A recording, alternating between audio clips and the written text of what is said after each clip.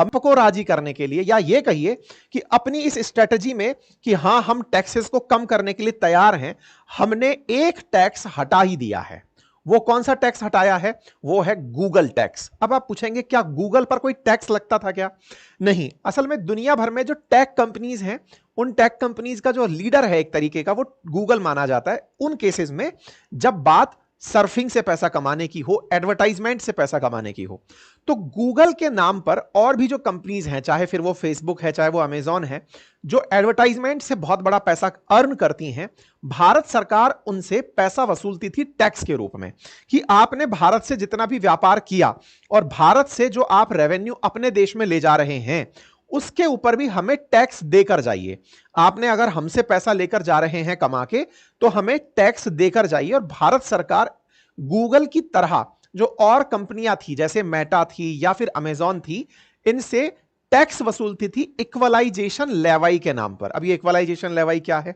इसको ऐसे समझिए कि भारत की जो कंपनियां हैं जो कि इसी तरह से एडवर्टाइजमेंट सेक्टर में काम कर रही हैं, फ्लिपकार्ट पर जब भी कोई आप प्रोडक्ट को लिस्टेड देखते हैं तो उसकी अपनी वो एक चार्ज वसूलती है कि कौन सी चीज ऊपर दिखनी है, कौन सा प्रोडक्ट ज्यादा दिखना है, किस प्रोडक्ट की सेल पर ज्यादा फोकस करना है, तो उसका वो एक पैसा वसूलती है। तो भारत की कंपनियों को विदेशी कंपनियों की तुलना में ज्यादा एज देने के लिए भारत ने इन विदेशी अमेरिकी कंपनियों पर 6% टैक्स वसूल रखा था कि आप लोगों को अगर इंडिया में काम करना है तो हमें इंडियन कंपनियों से नहीं वसूलना है, लेकिन बाहर की कंपनियों से 6% टैक्स वसूलना है। जिससे क्या होगा? बाहर के जो काम है वो थोड़े महंगे पड़ेंगे और इंडिया के काम सस्ते पड़ेंगे। इससे भारत की कंपनियों को संरक्षण मिलेगा और वो ज्यादा ग्रो करने लगेंगी। इसको ध्यान में रखते हुए भारत ने इक्वलाइजेशन लेवी लगाया हुआ था, लेकिन भारत ने इस टैक्स को हटा दिया है। लगभग कितना होता था? ये जितना रेवेन्यू अर्न करते थे उसका 6% के आसपास इक्वलाइजेशन लेवी होता था, जो भारत ने अब हटा दिया है। तो न्यूज क्या बनती है? हम लोग 6% गूगल टैक्स हटा रहे हैं। तो ये गूगल टैक्स जो है ना, ये नाम इक्वलाइजेशन लेवी का है, जो केवल गूगल पर नहीं, गूगल की तरह ही एडवर्टाइजमेंट से जो पैसे कमाने वाली कंपनियां हैं उन पर लगता था, है ना। फिर चाहे कोई सी भी कंपनी हो जो एडवर्टाइजमेंट से पैसे कमा रही हो, ठीक है। उम्मीद है कि अब आप इस बात को थोड़ा सा मतलब गहराई से समझ पा रहे हो। अब आपके दिमाग में एक बड़ा प्रश्न आएगा, और वो ये कि जब आप टैक्स हटा रहे हो, दैट मीन्स आप कर वसूलने वाले तो नहीं हो। अब वसूलने वाले नहीं हो तो वसूली से तो कमाई होती थी, तो क्या भारत सरकार की अब कमाई घट जाएगी? टेक्निकली यस, इस पर्टिकुलर मद में। क्यों? क्योंकि भाई एडवर्टाइजमेंट से जो ये कंपनी कमाकर ले जाती थी, उससे भारत सरकार टैक्स वसूलकर लगभग साल के 4,000 करोड़ रुपए कमाती थी। तो एक तरह से एक झटके में भारत ने 4,000 करोड़ की माफीनामा दे दिया कि जाओ जी लो तुम्हारी जिंदगी। तो ये जो गूगल टैक्स है ना, जिसको हमने अभी नाम दिया इक्वलाइजेशन लेवी, जो सरकार ने अभी हटाया है, उससे सरकार को 4,000 करोड़ का नुकसान हो रहा है।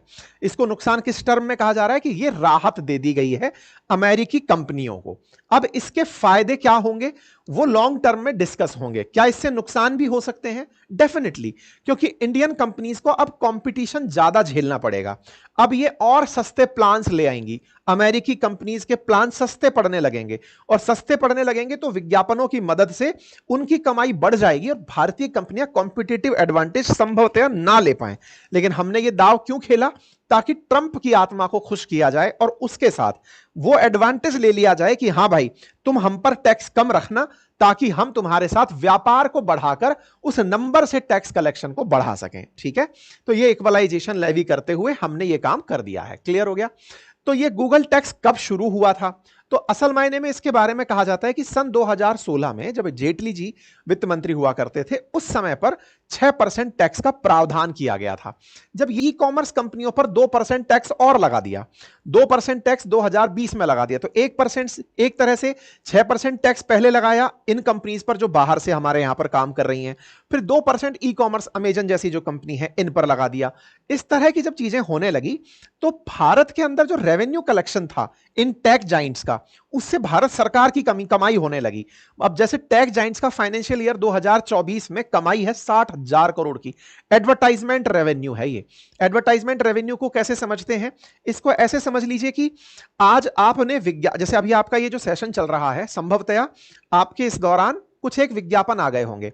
इन विज्ञापनों को चलाने के लिए गूगल ने उन कंपनियों से पैसा वसूला है, और जो वो पैसा वसूल रहे हैं उस पैसे से उनकी कमाई हो रही है। इस एवज में वो एडसेंस यूट्यूब के जो कंटेंट क्रिएटर्स हैं उनको भी उसका एक छोटा सा अंश दे देती हैं कि ये तो तुम पकड़ो ताकि तुम अच्छे से काम करते रहो। उससे बड़ा जो चंक है वो अपने साथ लेती हैं। इस तरह से उन्होंने जो 60,000 करोड़ का रेवेन्यू किया उस पर 6% सरकार वसूल रही थी। अब उस पर 6% सरकार वसूल रही है तो आप सीधा देखिएगा 600 गुणा 6 चौगुना को 3600 करोड़ रुपए का सीधा सीधा यहां पर सरकार ने 60,000 करोड़ में से फाइनेंशियल ईयर 2024 में अपना निकाल लिया था। लेकिन 2% मैंने और कहा जो कि ई कॉमर्स वेबसाइट्स पर लगाया गया था। तो एक तरह से सरकार यहां पर इनकी कमाई से पैसे कमाती थी। ये सारे वो नंबर्स हैं और ये धीरे धीरे बढ़ भी रहे हैं। मतलब टेक्निकल पॉइंट ये है कि भारत के अंदर जो ये एडवर्टाइजमेंट का जो रेवेन्यू है ये आने वाले टाइम में बढ़ेगा। फाइनेंशियल ईयर्स को अगर आप देखें तो टाइम दर टाइम ये आपके साथ में रेवेन्यू बढ़ते हुए दिखाई दे रहे हैं। अब गूगल किस तरह के एडवर्टाइजमेंट से पैसे कमाता है तो यहां पर देखें तो सर्च के ऊपर जो एडवर्टाइजमेंट आते हैं उनसे, डिस्प्ले के ऊपर जो एडवर्टाइजमेंट, आप कहेंगे सर्च के मतलब क्या है। जैसे आप कोई भी क्वेश्चन कोई भी गूगल पर कोई कीवर्ड अगर सर्च करते हैं तो आपने अगर मान लीजिए सर्च किया कि best IAS coaching in India, तो जैसे ही आपने सर्चेस के अंदर बेस्ट रिजल्ट्स तलाशे तो ये जो शब्द है ना बेस्ट, अब ये बेस्ट तो हर आदमी होना चाहता है। तो ये जो बेस्ट की कहानी है, देश में हो सकता है 100 कोचिंग्स ऐसी हो जो कि अपने लिए बहुत अच्छा कंटेंट तैयार करती हो, छात्रों के लिए बढ़िया काम करती हो, लेकिन जो आपको टॉप पर दिखाई दे रहा है उसने गूगल को पैसे दिए हुए हैं कि भाई देखो ये वाला गेम हमें जिता देना, हमें ये गेम फेयर तरीके से नहीं अनफेयर तरीके से जीतना है, इसके लिए पैसे दे रहे हैं हम। तो ये जो सर्च गेम है इसके पैसे दिए जाते हैं सर्च कीवर्ड्स के ऊपर आने पर। डिस्प्ले एडवर्टाइजमेंट्स जो आपको चलते हुए यूट्यूब पर दिखाई देते हैं, वेबसाइट्स पर चलते हुए दिखाई देते हैं, वीडियोस पर चलते हुए दिखाई देते हैं। शॉपिंग के दौरान आपने जैसे ही कुछ चीज सर्च की कि बताइए बेस्ट शू फॉर मी या फिर बेस्ट शूज मार्केट, तो खट से जो आपके सामने टॉप विज्ञापन आ रहे हैं गूगल उसके पैसे कमा रहा है। आप जो एप्लीकेशन यूज कर रहे हैं एंड्रॉइड के थ्रू, जो आप एप्लीकेशन यूज कर रहे हैं गूगल प्ले स्टोर से, उस प्ले स्टोर पर लगने के पैसे गूगल वसूल रहा है, अपनी सर्विस चार्जेस वसूल रहा है। ऐसे ही मतलब कुल मिलाकर के जो भी आपके तरीके हैं, गूगल को कमाई जो है वो असल मायने में इन्हीं एडवर्टाइजमेंट से है। ऐसे ही फेसबुक का भी काम यही है।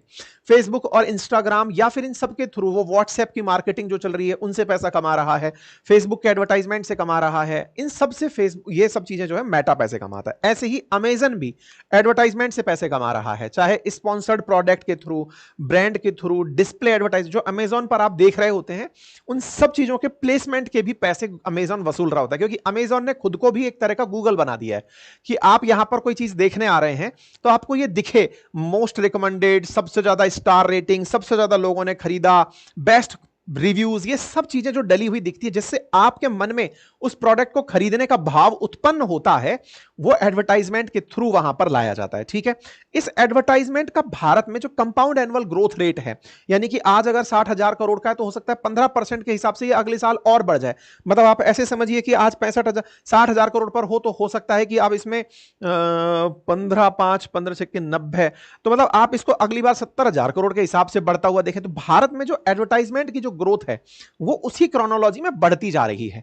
भारत को तो इससे आने वाले समय में कमाई होने वाली थी, लेकिन हमने इस गूगल टैक्स को आज हटा दिया है। बस इतना सा कुल मिलाकर के न्यूज है। ठीक है, तो ऐसे में इंडिया का 4,000 करोड़ का गूगल टैक्स 2016 से, ये मैंने फैक्ट्स दिखा दिए, ये वो नंबर्स हैं फाइनेंशियल ईयर 2024 के जो मैंने 3600 करोड़ के आसपास आपको बताए टेंटेटिव चार्ट। तो निर्मला सीतारमण जी ने इनके साथ मामले को सेटल करते हुए ताकि टैरिफ जो लगे उस समय अपने इस टैक्स को हटा दिया है। ठीक है, अच्छा अब सवाल यह है कि क्या कभी गूगल ने या अमेरिका ने इसका विरोध किया था क्या, जो हमने बिना पूछे ही हटा दिया, कि पता चले कि अमेरिका को तो पता ही नहीं था कि हमने ऐसा किया है।